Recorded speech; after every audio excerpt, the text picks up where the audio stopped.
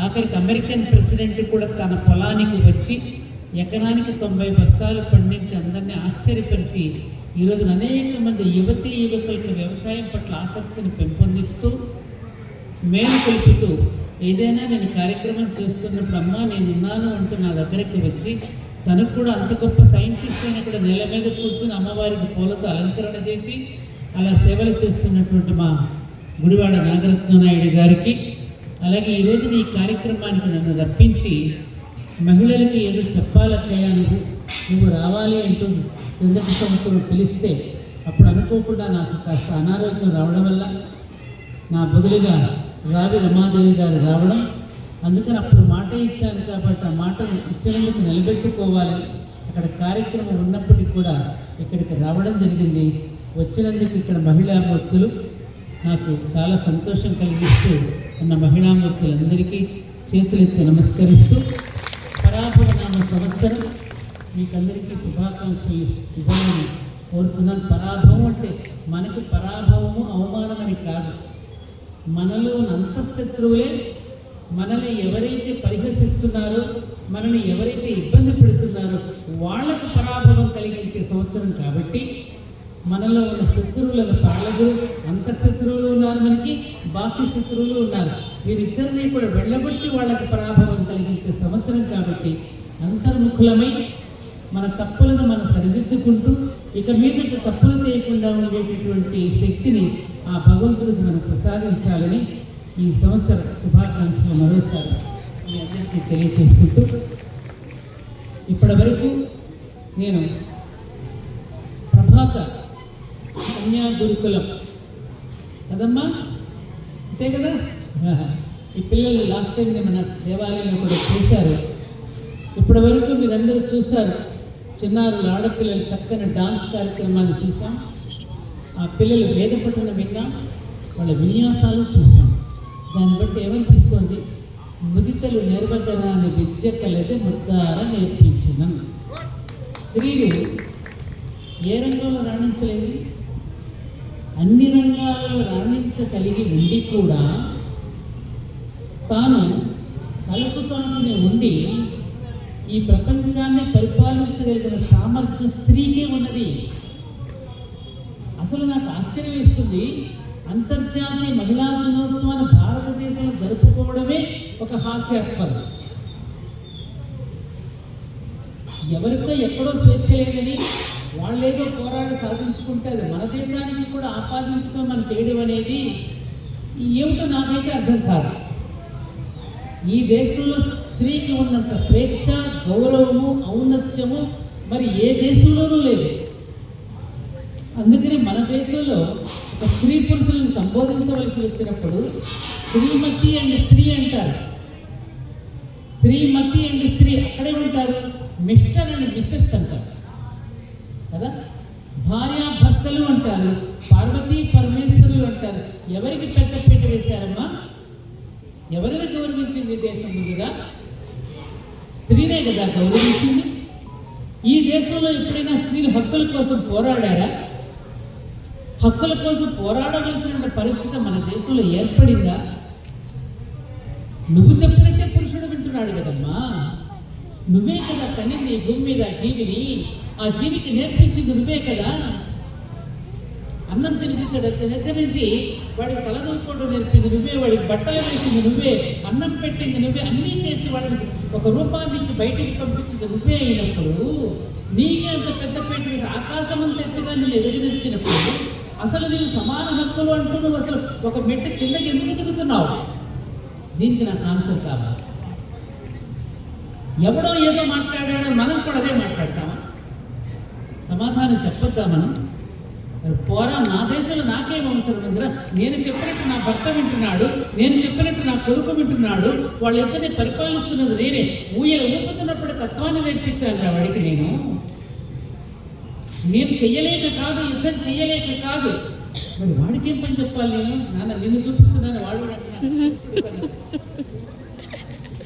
వాడు నాకు సామర్థ్యం చేసి వాడిని సమాధానం బాధ్యత అప్పగిస్తున్నది నేను, వాడి సమర్థుడిని చేసింది నేను. ఒక వివేకానందుడిని తయారు చేసింది ఎవరు? భువనేశ్వరి దేవి. ఒక ఛత్రపతి శివాజీని తయారు చేసింది ఎవరు? ఒక జిజియామాత. మీకు చెప్పకుండా మీ భర్త కానీ మీ పిల్లలు కానీ మీరు జవదాడుతున్నారా? మా సోదరి దాకా లక్ష్మి ఒక మాట అన్నది, వంట ఇంటిలోనే సతమతం అవుతూ అన్నది. అక్కడే పొరపాటు పడ్డాం. వంట ఇంటిలో గెలిచిన వాళ్ళే ప్రపంచాన్ని గెలవగలరు. ఈ మాట అనేసరికి మనం తెలిసి తెలియక మాట్లాడుతూ ఉన్నప్పుడు ప్రతి స్త్రీ కూడా సీరియల్స్ చూస్తూ మొగుళ్ళకి అన్నం పెట్టకుండా, పిల్లలకి క్యారేజీలు ఇవ్వకుండా, అదేదో వస్తున్నాయి మొదలష్ట పత్రికలు ఇప్పుడు ఈ మధ్యకాలంలో, ఏది మ్యాగీలో ఇచ్చేసి డబ్బాలో పారేసి వాడిని ఒక వ్యాన్లో కుక్కేసి వాడు తొందరగా పంపించేస్తే మన కిట్టి పార్టీలకి వెళ్ళి మన సీరియల్స్ ముందు సీరియస్గా కూర్చుని భర్తలను పట్టించుకోకుండా, పిల్లల్ని పట్టించుకోకుండా పోతే వాళ్ళు డ్రగ్స్కి అలవాటు పడిపోయి ఇంటిలో ప్రేమ దొరకపోవడం వల్ల, అమ్మ ప్రేమతో ఉండి పెట్టకపోవడం వల్ల బయట ప్రేమను వెతుక్కుంటున్నారు. ఆ బయట ఉన్న ప్రేమను వెతుక్కుంటూ ఉంటే మధ్యలో వస్తారు కృత్రిమ ప్రేమ కలిగినటువంటి పురుషులు కానీ స్త్రీలు కానీ, వాళ్ళని ఎత్తుకుపోతున్నారు. చేస్తూ తప్పులు మనం చేస్తూ ఎవరిని ఎందుకు తిట్టడం? మనం ప్రతి ఇల్లు వాళ్ళకి రణరంగం ఎందుకు అవుతుంది? ఇవాళ అంతర్జాతీయ మహిళా దినోత్సవం మనం అంటున్నాం. రేపు భవిష్యత్తులో మా లాయర్ గారు చెప్పినట్టుగా భార్యాభర్తల సంఘం అనేది ఒకటి పెట్టారు ఆల్రెడీ. భార్యా బాధితుల సంఘం ఒకటి పెట్టారు ఆల్రెడీ. ఆ భార్యా బాధితుల సంఘం కూడా రోడ్డు మీద పడి అంతర్జాతీయ భర్తల సంఘం అనేది వచ్చే ముందే మనం మేలుకోకపోతే ప్రమాదం. క్షమించండి, ఉన్నది ఉన్నట్టే చెప్తాను. స్త్రీ అంటే ఏమని పడుతుంది? సకార రకార తకారాలు వినపడుతుంది. సత్వగుణం, రజోగుణం, తమోగుణం, ఈ మూడు సరైన నిష్పత్తిలో ఉంచుకోగలిగింది స్త్రీ. ఈ కారమే చైతన్యము. ఈ మూడు సరైన నిష్పత్తులు లేకపోతే బ్యాలెన్స్ కోల్పోతాము.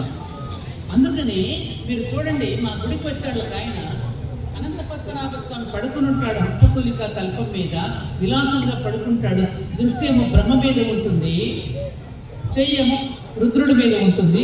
ఇద్దరు భార్యలు శ్రీదేవి భూదేవి పక్కన కూర్చుంటారు కాళ్ళ దగ్గర. మా దేవాలయానికి వచ్చి ఒక జర్మన్ దేశస్థుడు, ఇదే మీ భారతదేశంలో ఒక నచ్చని విషయం, ఆ భార్యలు పాదాలు వత్తడం ఏమిటి? ఇది మీరు బానిసత్వం కాదా? భార్యలు నన్ను బానిసలుగా చూస్తారా మీ దేశంలో అని అడిగాడు. అప్పుడు నేను చెప్పాను, సోదరా ఒక్కసారి నువ్వు పరిశీలించి చూడు, వాళ్ళు పాదాలు వత్తుతున్నారా, బానిసలుగా కూర్చున్నారా? ఒక్కసారి చూడు, పాదాలను పట్టి ఉంచారా, పట్టి నొక్కుతున్నారా? ఒకసారి చూడమని. అతని దగ్గరకు లేదు మేడం, మీరు చెప్పినట్టు పాదాలు మీ చేతులు అలా పెట్టి ఉంచారన్నాడు. పెట్టి ఉంచడానికి పాదాలు వత్తడానికి చాలా తేడా ఉంది బ్రదర్. అక్కడ ఏమిటంటే అర్థం, ఈ దేశంలో ప్రతి పురుషుడిని స్త్రీ బ్యాలెన్స్ చేస్తుంది, లేకపోతే వాడు పడిపోతాడు. విష్ణుమూర్తిని కూడా శ్రీదేవి భూదేవి బ్యాలెన్స్ చేస్తున్నారు. శ్రీదేవి భూదేవి మేము అనుకున్నట్టుగా ఇద్దరు భార్యలు కాదండి. ఇక్కడ మాకు ఏకపత్ని వ్రతమే మా భారతదేశంలో ఉన్నది. ఆ శ్రీదేవి అంటే క్యాష్, భూదేవి అంటే రియల్ ఎస్టేట్ భూమిని అమితే వచ్చేది క్యాష్, క్యాష్తో కొనుక్కుంటే భూమి. ఒకే సంపదకి 2 రూపాయలు, ఒకే భార్య లక్ష్మి తప్పించరు లేదు. అది చెప్పడానికి అక్కడ శ్రీదేవి భూదేవి అనేది స్వామివారి పాదాల చెంత ఉండి ఆయన బ్యాలెన్స్ చేస్తుంది. మనం కూడా ఇళ్లలో మనం బ్యాలెన్స్ చేయడంలో, ఏమండి మీకు అసలే బీపీ ఎక్కువ, మీకు అసలే షుగర్ ఎక్కువ, ఇది కొంచెం తినండి, మీకు ఇంకో ట్రైన్లో ఇది పెట్టాను అది పెట్టాను, బయట వెళ్ళినా వాడి భర్తతో పోట్లాటకు వస్తే ఈవిడ వెళ్ళి ఆవిడ బ్యాలెన్స్ చేసి, ఏమండి మీరు కొంచెం సార్ లోపలికి రండి, నేను పిలుస్తున్నాను లోపల, మీరు ఎందుకు అంత తొందరపడుతున్నారు, కాసేపు ఆగండి అని చెప్పి బ్యాలెన్స్ చేసేది ఎవరండి? వాళ్ళ ముందు వెనకేసుకొస్తాం, లోపలికి వెళ్ళి భర్తను మనం కోప్పడతాం. అవునా కదా? మీరు చెప్పండి, మీరు అన్నారు. అద్వైతం అని రాసింది ఇక్కడ మా లక్ష్మి. అద్వైతం అంటే ఏమిటి? అక్కడ 2 లేవు, ఒకటే. అందుకే పెళ్లి పీట మనకి పెళ్లి అయిపోయిన తర్వాత ఒకే పీట వేస్తారు. ఇక్కడ 2 పీటలు లేవు, ఒకటే. ఇద్దరు లేరు, అక్కడ ఒక్కరే. 7 అడుగులు వేసిన తర్వాత సహస్రారానికి వెళ్ళిన తర్వాత ఈ అమ్మవారి అయ్యవారిలో కలిసిన తర్వాత అక్కడ ఇద్దరు లేరు, అర్ధనారీశ్వరులే. ఇది కదండి మన భారతీయ తత్వం. అలాంటి తత్వంలో బ్రతికినటువంటి మనం యజాలతో ఎప్పుడైతే కొట్టుకుంటున్నామో అప్పుడే ప్రమాదం ఏర్పడింది.